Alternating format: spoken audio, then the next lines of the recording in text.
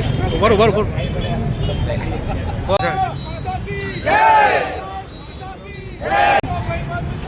आतंकवाद बंद करो।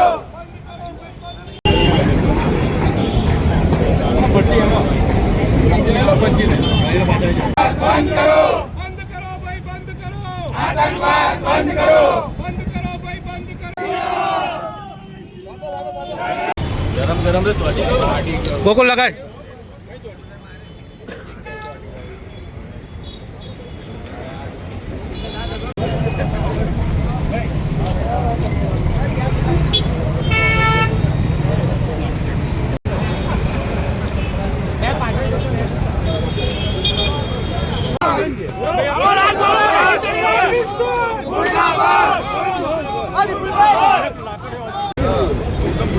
हाँ ऊपर બોલ બકા હું ઇન્ટરવ્યુ માં ત્યારે તારા ફોન આવે છે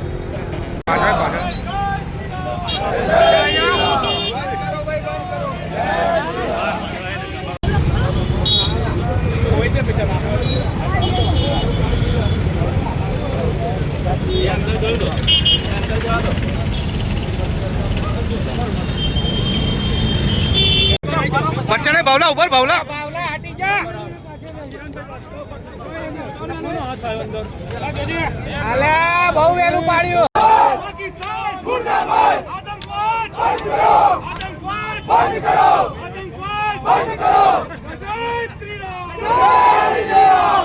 આજે કાર્યક્રમ રાખવામાં કોના દ્વારા સાંભળે રખાય ગઈકાલે જે જમ્મુ કાશ્મીર પહેલગામમાં નિર્દોષ પ્રવાસીઓ ઉપર આતંકવાદી હુમલો થયો અને તેમાં આપણા પ્રવાસીઓનું મૃત્યુ થયું છે તેમને શ્રદ્ધાંજલિ આપવા માટે આજનો કાર્યક્રમ રાખવામાં આવ્યો છે।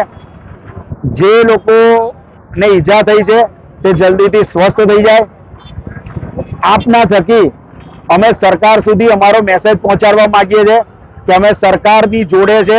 સરકાર જલ્દીથી જલ્દી કોઈ પગલાં ભરે અને જે રીતે તેઓ આપણા ઘરમાં ઘૂસી અને આપણા નિર્દોષ લોકોને મારી ગયા છે તેવી જ રીતે આપણી સરકાર આપણું સૈન્ય તેમના ઘરમાં ઘૂસી અને તેમનું માથું ધરથી અલગ કરી લાવે તેવી દેશની માંગણી છે। તેવી અમારી નડિયાદ શહેર કોંગ્રેસના સર્વ લોકોની પણ અને નડિયાદની પ્રજાની પણ માંગણી છે। કાર્યક્રમ કરવામાં આજે અમે લોકો જે લોકો ગુજરી ગયા છે આ આતંકવાદી હુમલામાં તેમને અમે અહીંયા શ્રદ્ધાંજલિ આપવા માટે સંતરામ મંદિર સર્કલ પાસે ભેગા થયા છે। આજે કાર્યક્રમ રાખવામાં આવ્યો હતો મારું નામ ચંદ્રશેખરસિંહ ડાભી છે। હું ખેડા જિલ્લા કોંગ્રેસ સમિતિનો પ્રમુખ છું।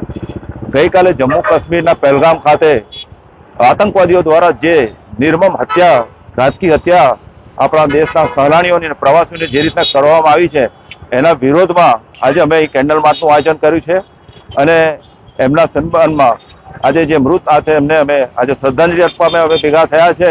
અને જે રીતે આ રાજકીય હુમલો થયો છે અને બ્રુટલ એક્ટ કહીએ છીએ એ એક્ટને વખોડવા માટે અમે સખત શબ્દોમાં વખોડી નાખીએ છીએ અને ભારત સરકારને આપના માધ્યમથી અમે જણાવીએ છીએ કે જે રીતે આ હુમલો થયો છે ઘાતકી હુમલો થયો છે એ સહેજ બી ચલાયો નથી। એની સામે રિટાલિએશન એની સામે બદલો લેવો જ પડશે અને ભારત સરકારની સાથે અમે છે અને ભારત સરકારને વિનંતી કરીએ છીએ કે આની સામે સખતમાં સખત પગલાં લો અને પાકિસ્તાનને વયો પાઠ ભણાવો કે ભવિષ્યમાં આવો ક્યારે હુમલો ના થાય એવી અમે સખત તાકીદ કરીએ છીએ। ખરેખર વાસ્તવમાં પરિસ્થિતિ બહુ જ ગંભીરની છે। મને લાગે છે કે આ માત્ર હત્યા નથી, આ સૌથી મોટો દેશનો હત્યાકાંડ છે। હું એને હત્યાકાંડ કહી છે। આ બાબતે ભારત સરકારે ધ્યાનમાં લેવું જ પડશે અને અમારી સૌની ખેડા જિલ્લા કોંગ્રેસ સમિતિ અને નડિયાદ શહેર કોંગ્રેસ સમિતિ માંગણી છે કે એની સામે જલદમાં જલદ પગલાં લઈને એની સામે જબરદસ્ત બદલો લઈને આ દેશને ફરી પાછી એક બાન ફરી અપાવી મારી આજના માધ્યમથી આપને ભારત સરકારને વિનંતી છે।